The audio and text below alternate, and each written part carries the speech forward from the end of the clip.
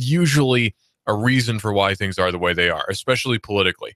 We have such a controlled opposition going on the political scale and the national level that it's not even funny. Well, okay, it's kind of funny, but it's not even funny sometimes how controlled the opposition is in the global and national political worlds. Like, think about the Tea Party.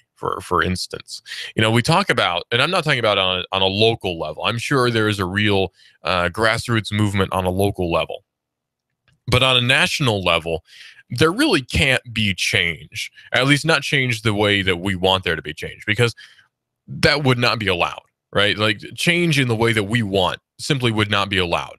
There would be some crisis, there would be some scandal that would come out about your favorite candidate, and he'd be forced to step down or resign or whatever. That's just how it is. Herman Cain may have made a difference, but he was forced to step down because all these different scandals came out. All these different things. Maybe John Edwards could have made a difference, but you know what? Scandals popped up and he had to step down. Stuff happens.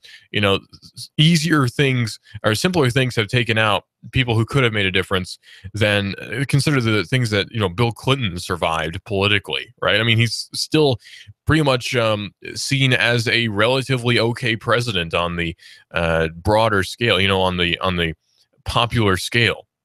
He's generally seen as an all right president. How is that, considering all the different scandals? Well, it's because he's on the in crowd. If his reputation was destroyed, that wouldn't be the case. And his reputation, by all accounts, should have been destroyed, but it wasn't.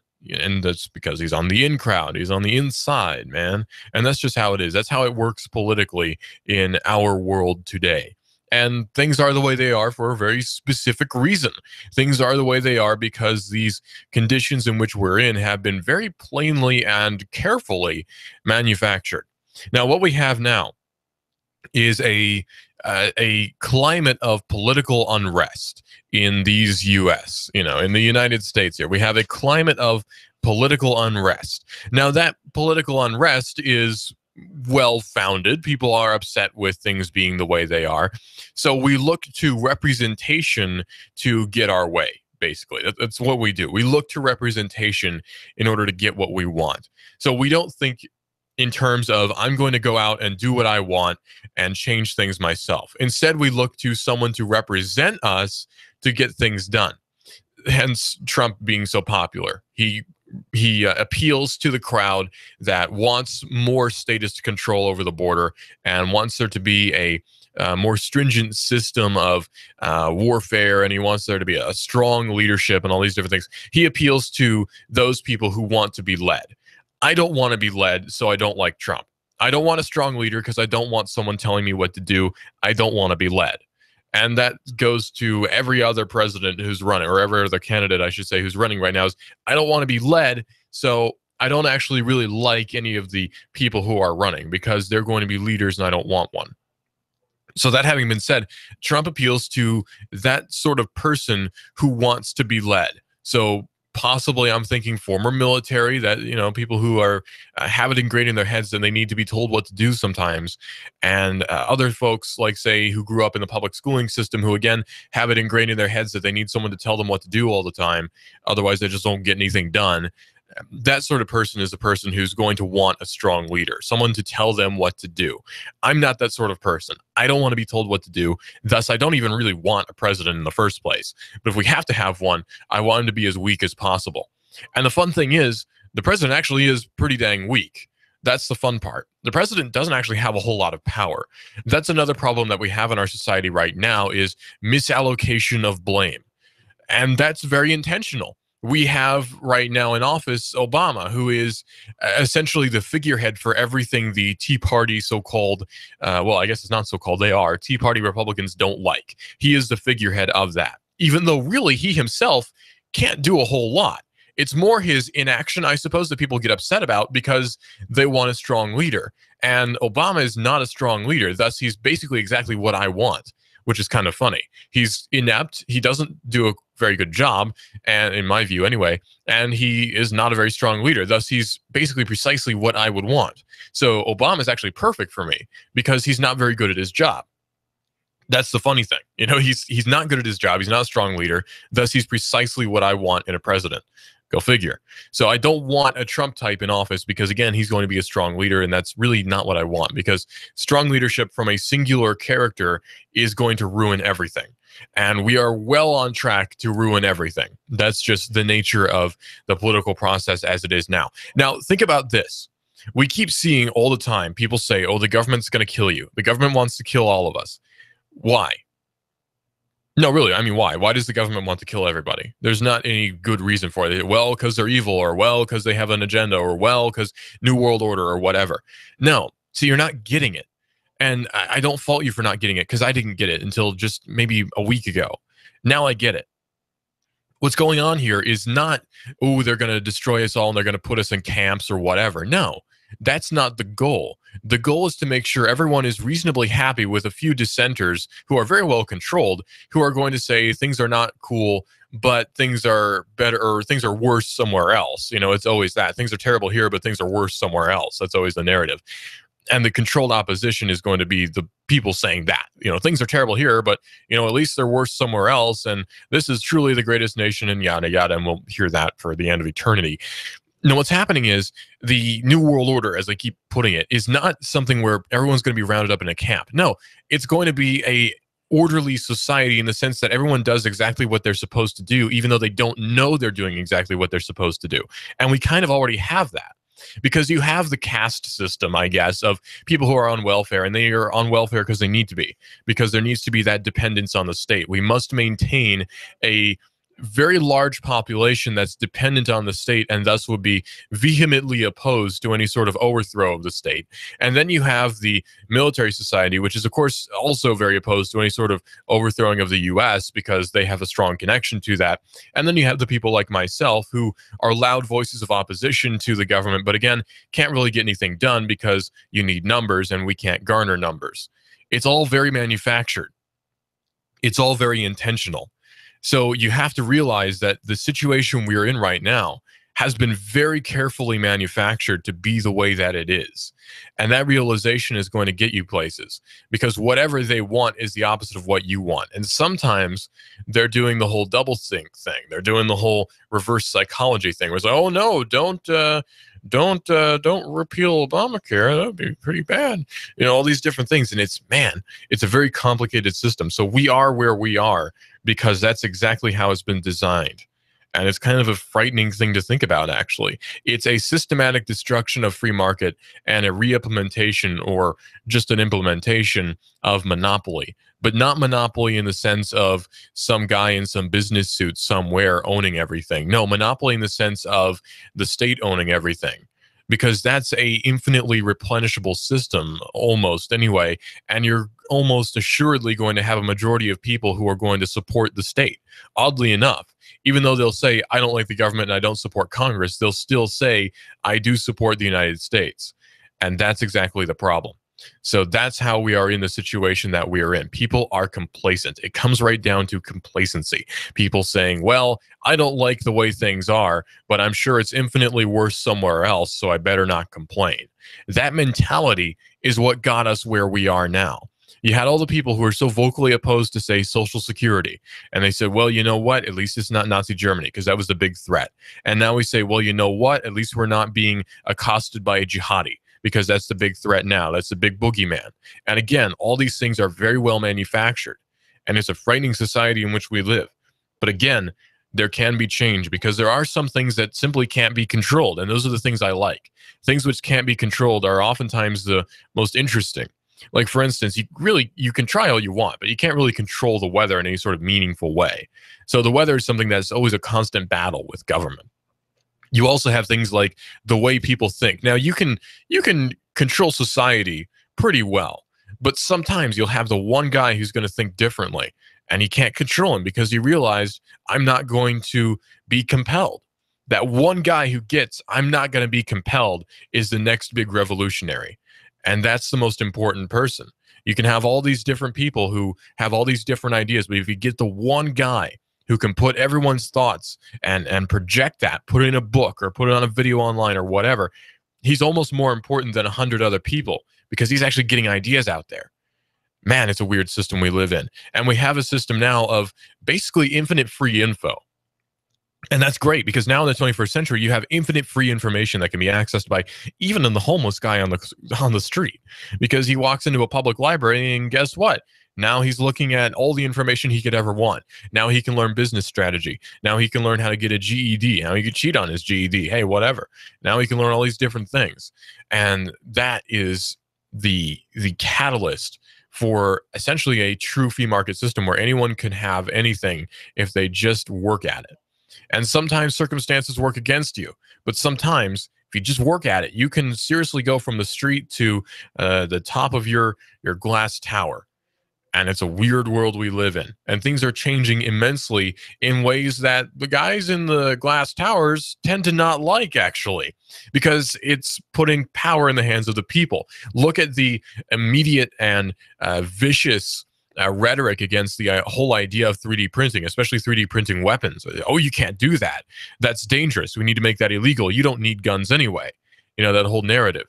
And if you keep continuing to push that narrative that, well, you don't need guns anyway, you know, you're just a vicious person if you ever want to have them and all these different things, that pushing of that idea is very intentional because it gives the idea that violence is sometimes inherently wrong, when really it's not. It's all situational. Violence is not inherently wrong. It's why you're using it that determines whether violence is wrong. So you have a whole generation of people now who believe violence is wrong, so long as it's not done by the police anyway. Hey, speaking of the cops, we got a story here about the cops, or at least a cop, who was blessedly stupid in recording himself repeatedly tasering an unarmed suspect. Now, unarmed doesn't mean not dangerous. I'll throw that out there immediately. Unarmed does not mean not dangerous, because I imagine myself to be rather dangerous even when I don't have a weapon per se. You know, I don't have a gun in my hand or a knife or whatever. I like to think I can still be at least somewhat dangerous. So unarmed doesn't mean not dangerous. I'll give that to the cop. So according to Ars Technica, a Florida cop has been fired for repeatedly using an electroshock weapon, you know, a taser type thing, on a shoplifting suspect who was inside a residence with his hands raised. Oh. The officer's police report said that the suspect refused to show his hands, according to local media. Well, you know, that's dangerous, sure. Refuses to show his hands, and, you know, he's a criminal, most likely. You don't know that, but he might be. And so you tase him because he refuses to comply. I understand. I don't agree, but I understand that. So he's been fired now for repeatedly using this taser. So Florida authorities, or rather police authorities in Zephyrillus, which I thought was a venereal disease, but apparently it's a town in Florida, announced the firing of a 10-year veteran officer, Tim Clausen, who's known for his pickles, on Friday. The footage of Clausen tasering Lester Brown, who complained of shoulder aches and dizziness after he was being arrested, was captured on the video camera attached to the officer's taser, which I guess he forgot about. He says, "Come outside now or you're going to get tased," Clausen said in the video. "This is the last time." Suddenly, Brown is then shocked, and shortly afterward, he's seen falling to the ground in the footage. According to the city attorney's office, the deployment of the taser was unjustified. The firing of the 36-year-old officer comes as the police officer's conduct is under intense internal and external scrutiny. In the wake of high-profile shootings nationwide, both of the cops and the public have become fixated on filming one another. In this instance, the police released a video on Friday. Police officials learned of the September the 9th tasering after a routine review of police reports. Brown, the tasered person, who's 42, was arrested for allegedly shoplifting earlier in the day. Of course, he's innocent until proven guilty, as police say they found stolen clothing in his house and car. The local prosecutors then dropped the retail theft charge at the request of the police department, so that whole thing is behind him now. Captain Derek Brewer told the Tampa Bay Times that race was not a factor in the white officer tasering the black suspect. I can't imagine that it was. He says that it was not racially motivated in any way. I hadn't really thought of that, and the article didn't previously state that the person who was tased was black, so I don't imagine that's a big factor in it. I mean, it might be, but that doesn't seem to be the case. I think it's more a case of brutality than racism. Certainly racism does exist. I mean, yeah, but it being the deciding factor in this case, I don't believe that. That seems to be a little bit pushing it. Yes, white people can be racist. Yes, black people can be racist. Yes, Native Americans and Asians and all other social ethnic groups you want to push out there can be racist, but that doesn't mean they are inherently racist against each other. But anyway, we'll move on. So the use of force is a kind of a big topic nowadays. Police are, I don't know if it's increasingly using force, though. That's the thing. We talk about use of force by the police quite a lot, but I wonder, is police brutality on the rise, or is it simply documented cases of police brutality on the rise? Now, that's the question that should be asked. And that's something that I'm starting to notice as a trend now is, like we say, autism has increased since 1996 or whenever. Well, yeah, that's because there are now more documented cases, because there's essentially everyone is documented now in the United States. And that was not the case. Not even 30 years ago, that wasn't the case. You know, you have a kid out in rural, say, Missouri, who lives on a farm with his parents, and maybe the neighborhood would call him a little bit slow, you know, or even he's just really good with machinery or whatever. Well, nowadays, there'd be some doctor who would classify him as being on the autism spectrum. So, of course, you know, autism is on the rise. We're just documenting it more. It's being noted more. That doesn't mean that actual cases of what we now call autism are actually on the rise. It's simply there's an increase in documentation. So I think that may also be the case with police brutality, where I'm not sure if police brutality actually is on the rise, but it could be that documentation is increasing. You know, there's just no way to tell at this point. But hey, you know, it doesn't really change the fact that brutality tends to be kind of wrong. This is Digital Drive here on Hot News Talk Radio AM 1240 and hotnewstalkradio.com. Hey, you know, Clutch is up next with Keon Rose. He's our resident sports expert here on Hot News Talk Radio AM 1240 and hotnewstalkradio.com. Check us out on the Hot News Cam, only at Hot News Talk Radio. Just go to YouTube and search for Hot News Talk Radio, and you can then watch us on the, well, Hot News Cam, where you can see all the stuff that's going on in the background, which is actually quite a lot. This is Hot News Talk Radio AM 1240 and hotnewstalkradio.com. This is a modern world. This is the modern world. What kind of fool do you think I am? You think I know nothing about You give us 12 minutes and 40 seconds, we'll give you Chattanooga and the world. News Talk 1240. Sky Aerial Services uses advanced drone technology to give you a better perspective and depth of your property and project. We offer aerial photography and video for your business, farm, home, or advertising campaigns, as well as editing services to complete the experience. Call us at 423-521-0284 and see how we can help you tell your story about your business, property, or project. We work with real estate professionals, both commercial and residential, developers, engineer inspectors, surveyors, ad agencies, auto and boat dealers, mapping services, insurance inspectors, corporate marketing, charity events, weddings, and photographers. Our consultation is free. Call 423-521-0284. That's 423-521-0284, or visit our website, skyaerialservices.com. Sky Aerial Services. The sky is our limit. Here you are, working to keep your customers happy and to manage your cash flow.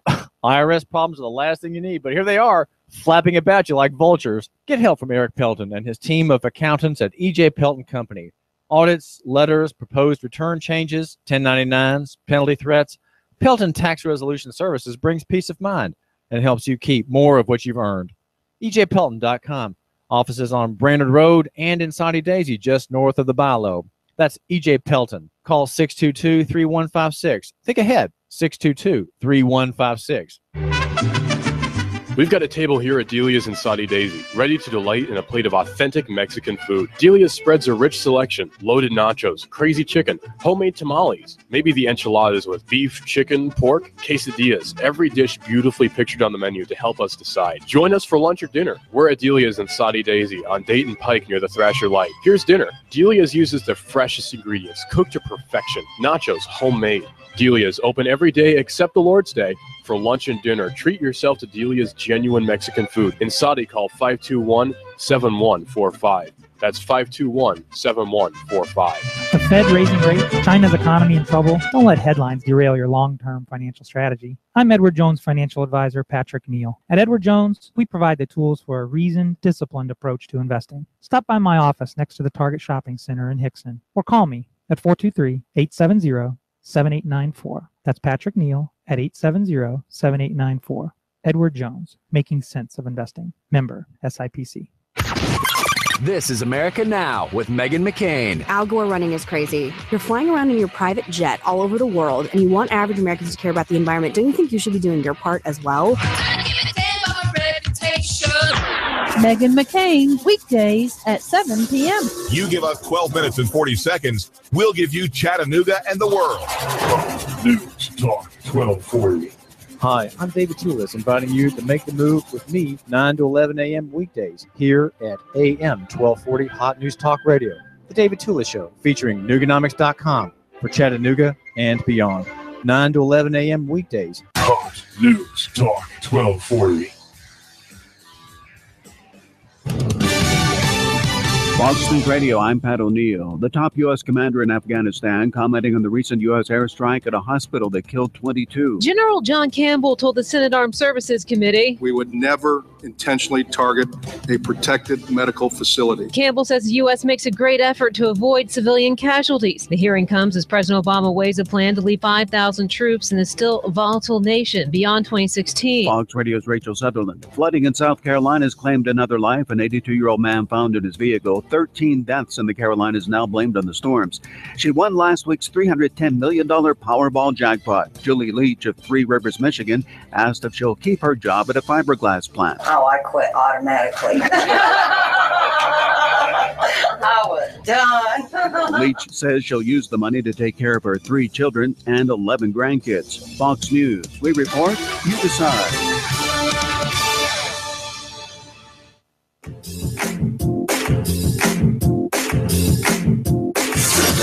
You give us 12 minutes and 40 seconds, we'll give you Chattanooga and the world.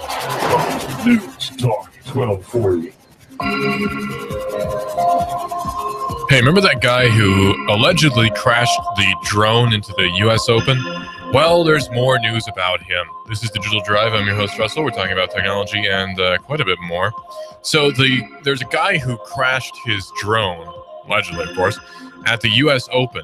And apparently that's a tennis thing. I'm not big into sports. I'd have to ask Keon Rose about that. But apparently the U.S. Open is a tennis thing.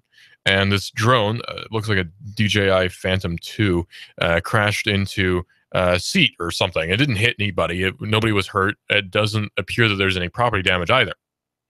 But the big news is he's been sentenced to 5 days community service. Oh, okay, so a New York City teacher and photographer has now been ordered to serve 5 days, according to Ars Technica, of community service after he crashed a drone into the stands at the U.S. Open last month. So in a statement released on Friday, Queens District Attorney Richard Brown described the defendant Daniel Verley as having cooperated fully with the police. Of course, he's a school teacher. Brown added that Verley, who has no prior criminal record, has never intended to fly his drone into the stadium and that he, in fact, lost control of the drone. Fortunately, no one was injured as a result of this incident. So, well, really, no harm, no foul, right? I mean, you'd think at this point, you would believe anyway that because there was no property damage or harm to any individual, that there wouldn't be any charges. Because really nothing wrong happened other than a loss of control, an accident happened, and so 5 days of community service, that's not really fair. And the legal justice system is supposed to be based on the whole idea of the punishment fitting the crime.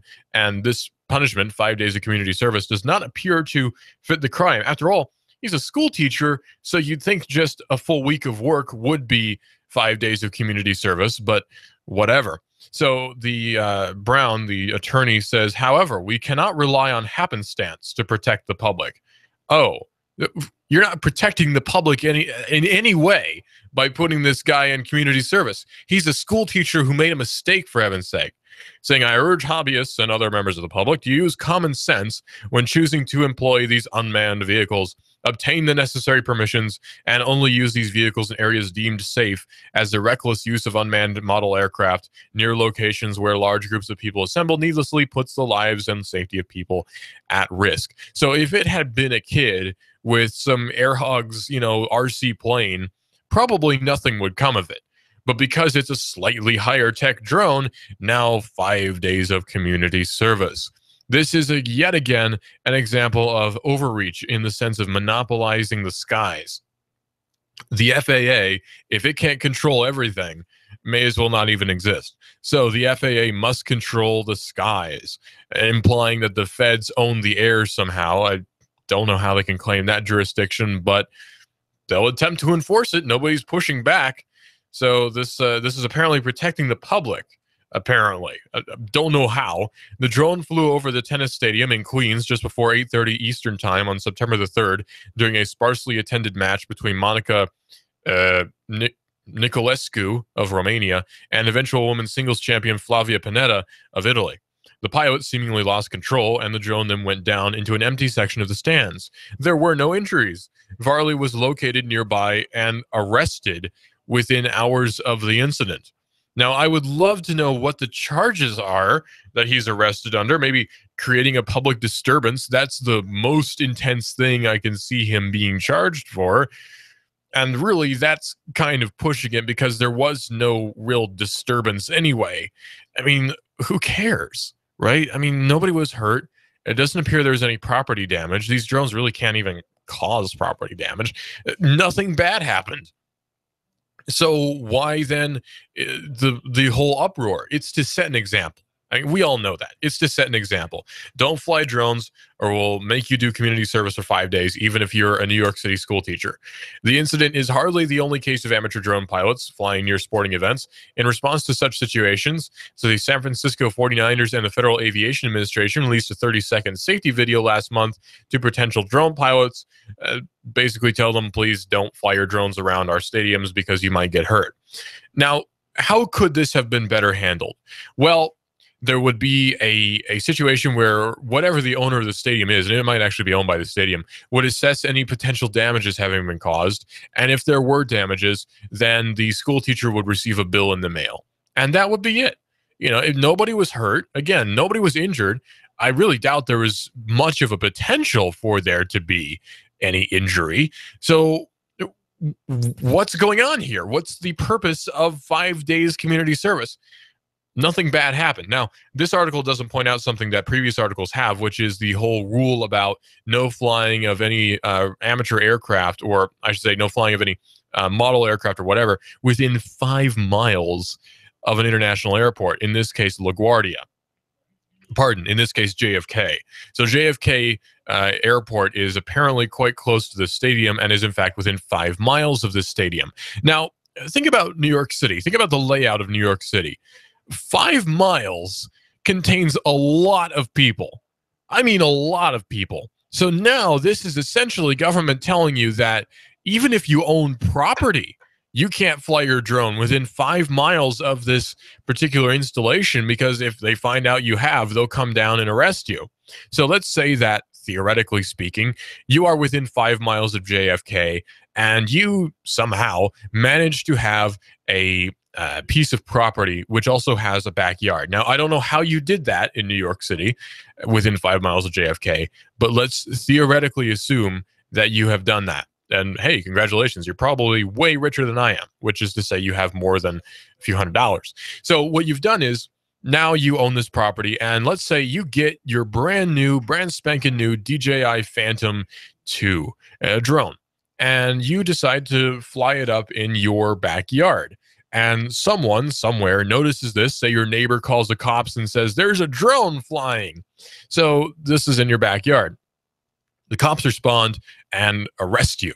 And the FAA then fines you, or whatever, 5 days community service, what have you, because, you see, you have now flown your drone within 5 miles of JFK, and you're a potential terrorist, and it's a miracle that some sort of radar-guided weaponry didn't smash into your house and destroy you utterly. It's amazing that a tungsten rod kinetic bombardment didn't strike you and kill you for the grievous crime of flying a drone somewhere near an airport. So again, it's an example of overreach. The FAA does not have jurisdiction. They can claim it, but that doesn't mean that they have it.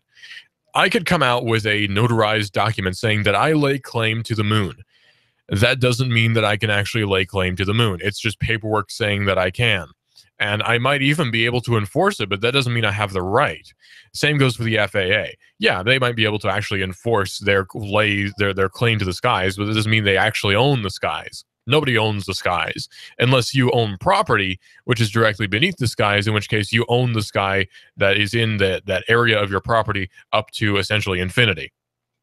Unless you listen to the FAA, in which case there's a ceiling there where you don't own your property, but whatever. You get the idea. So it just doesn't make any sense. There's no practical reason for this. There is, of course, a control reason for it. We know why this has been done, but it's very childish that this would be done, which is exactly what I would expect out of New York City. So lesson learned, don't ever live in New York City.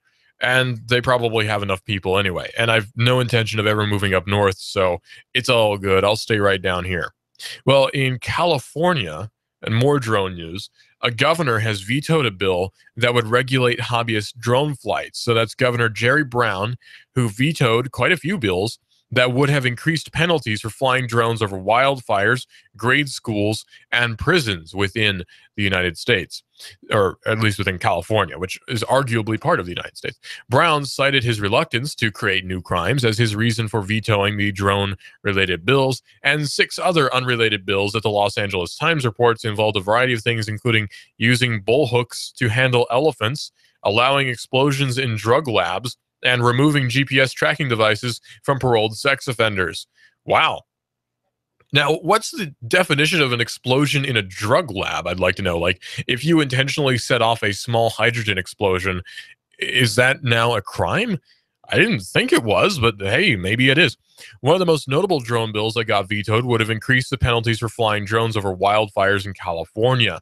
In recent months, several firefighting operations have had to ground, or at least they thought they had to ground, after apparent aircraft used for dumping fire retardant was blocked by amateur drone sightings. Now, these are only sightings, but hey, let's make a mountain out of a molehill. U.S. Forest Service has repeatedly posted reminders warning people that a collision between a hobbyist drone and a low-flying aircraft and helicopters used to fight wildfires could cause damage to the aircraft and injuries to the pilots and the people below.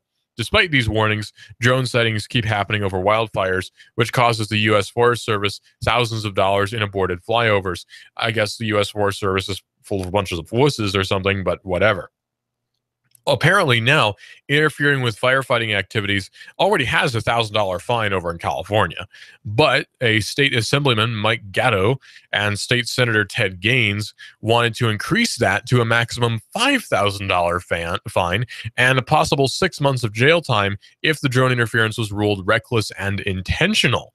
So even if you accidentally did this, you could be fined $1,000, or if these people had their way, $5,000 for potentially an accident.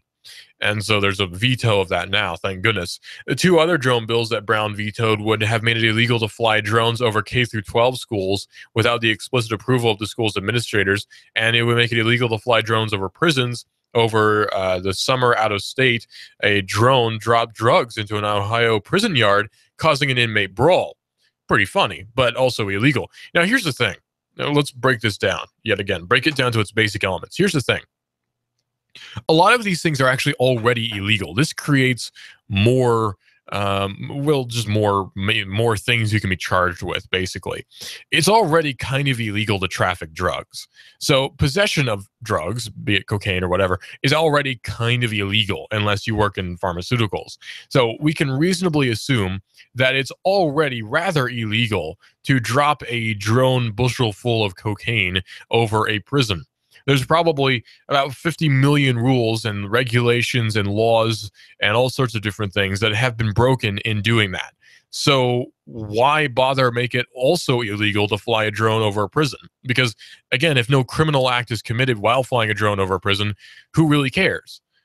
I mean, seriously, who really cares? What difference does it actually make? To quote Miss Clinton, what difference does it actually make if you fly a drone over a prison and don't do anything with it. You just fly it over a prison. No harm, no foul, right?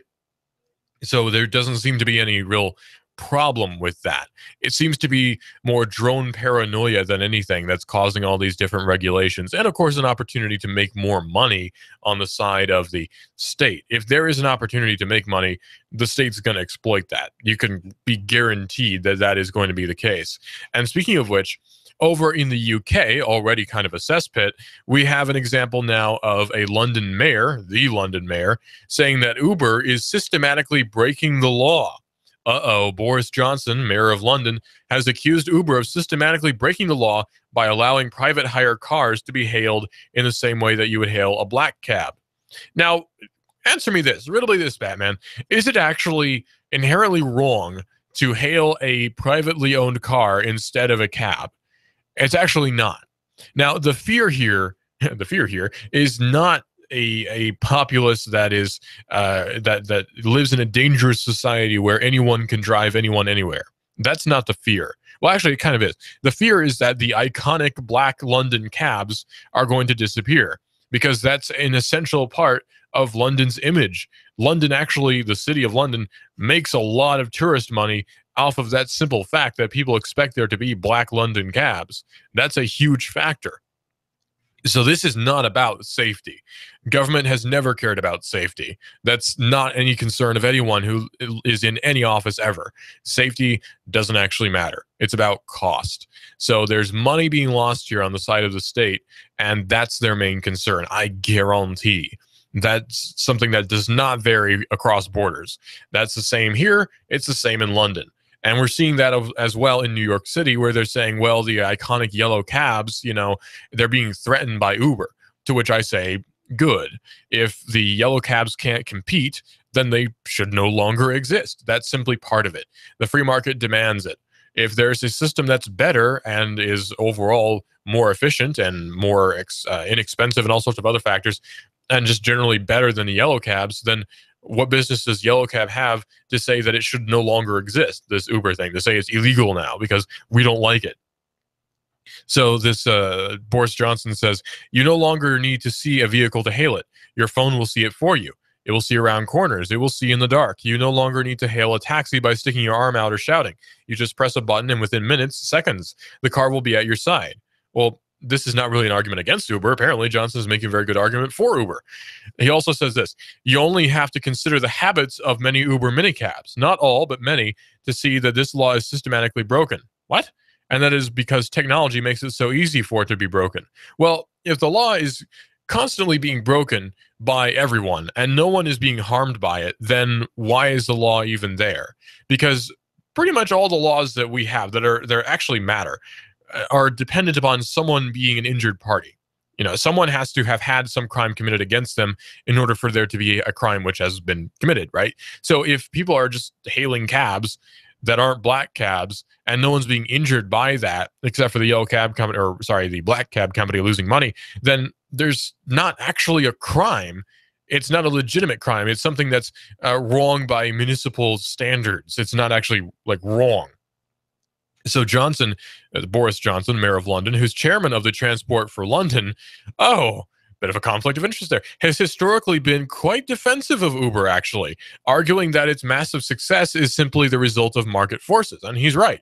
Like a good politician, he's also come to the defense of black cab drivers, too, saying that Uber drivers ought to pass a knowledge-like test if they wish to operate like black cabs in London. Well, you'd think that simply being able to drive a car would be all the test you need. Now, here's the thing about London black cabs that perhaps you don't know.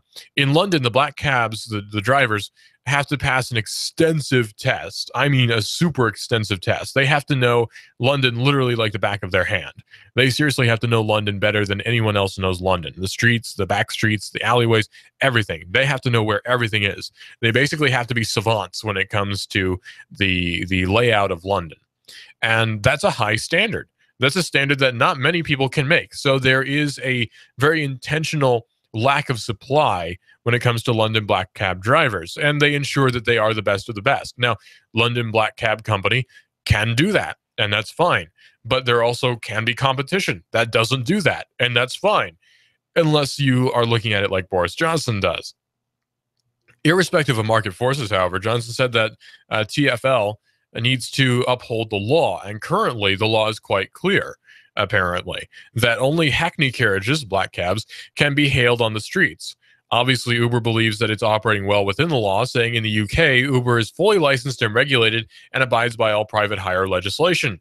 Uber's model has been scrutinized not only by this particular board, but by 25 other regulators and found to be compliant, an Uber spokesperson says. Now, if that's in fact true, Johnson has no complaint, basically.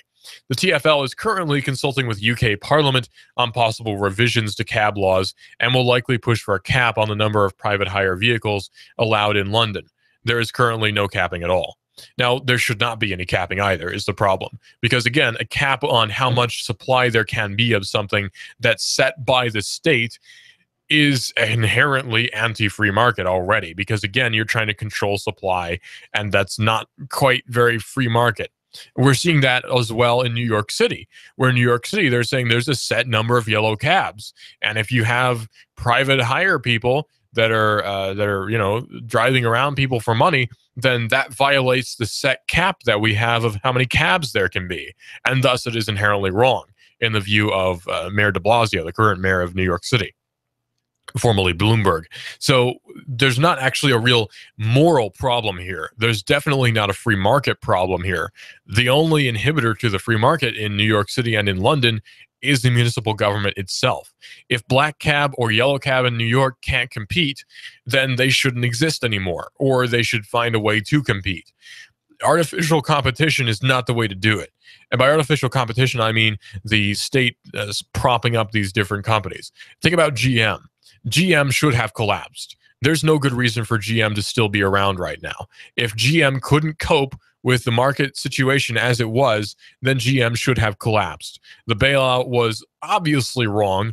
The cash for clunkers thing was obviously bad, and it just was a bad idea all around because, again, GM is not doing terribly well, and GM is probably going to collapse eventually because it's not good at marketing, not terribly wonderful cars. There's not a whole lot of good things that can be said about General Motors or really Ford or Chrysler or much of any of the American companies that are out there right now. They're making big, clunky, ugly American cars that are not very fuel efficient either. There's no reason at all for me to buy an American car right now. I'm serious. And that's kind of the problem that we have now. We're seeing that being reflected with the VW thing, where they're really hitting VW hard because VW is not an American car manufacturer, and VW is making cars that are better than the American alternative. So the Americans must hit VW hard for daring to be better. Which is funny because you'd think we would want there to be a better alternative, but no, because it's not hiring out American jobs. Except the weird thing is it actually is, because Volkswagen manufactures much of its vehicles for the U.S. market here in the U.S., thus creating U.S. jobs. But whatever. You can't expect politicians to actually understand how economics work. Or even if they do, they don't care because that's not making them money. So, oh well. That's the funny thing is I guarantee you, we're going to be seeing an American car that's going to be a diesel car that's going to tout itself as being better than the Passat in some sort of weird passive-aggressive marketing way. They're going to push that. I know it. There's going to be some American car that's going to pop out and be, we're the new diesel car for America, and it's going to be the alternative to the Passat or whatever Volkswagen's diesel car is. The Volvo Turbo Diesel. It's going to be the alternative to those. I guarantee you. Or there's going to be even worse, a marketing push saying that diesel is bad and no diesel cars should exist. And so because of this market misinformation, there will be a decline in the purchasing of diesel cars because higher efficiency is not particularly good for BP or ExxonMobil or any of the other oil companies. So yeah, kind of obnoxious really when it comes right down to it too. Because these particular diesel cars are actually quite clean. That's the funny thing. Despite the emission standards cheating on VW's part, the engine itself is still clean. You're not seeing soot pouring out of it. So there's not a whole lot of unburned carbon. So it's just as clean as any of the other diesel cars that are out there right now, and certainly cleaner than gasoline. So there's not really any problem. The whole stigma, the bad stigma that popped up around diesel was because of sulfur that was in the diesel fuel. And sulfur is no longer in the diesel fuel, so there's not really any problem. You see, sulfur, when it is released in the atmosphere in a gaseous form, becomes, or in a particulate form anyway, when water brings it down, it turns into sulfuric acid. So you don't really want that. Water plus sulfur generally turns into at least a lowish concentration of sulfuric acid. So you don't want that raining down on you. That's why you have acid rain after a volcano goes off. Lots of sulfur gets in the air and then it rains and you have acid rain. So same deal with diesel. If there's sulfur in the diesel and it gets released in the atmosphere and then it rains, you have acid rain. Well, you don't have that anymore because, believe it or not, and this might be hard to believe, it's not the 1920s anymore. I was shocked to discover that too. It's actually not 1935, so we don't really have to worry about diesel cars being terribly inefficient and belching sulfur everywhere. So diesel engines are just as clean, if not more green, than gasoline cars. But you can't tell anyone that because that's anti-American, because you're not telling people to buy GM and Ford and Chrysler. Oh well. This is Digital Drive Clutch. Keon Rose is up next right here, Hot News Talk Radio AM 1240 and hotnewstalkradio.com. This is a mob mode. This is the mob mode.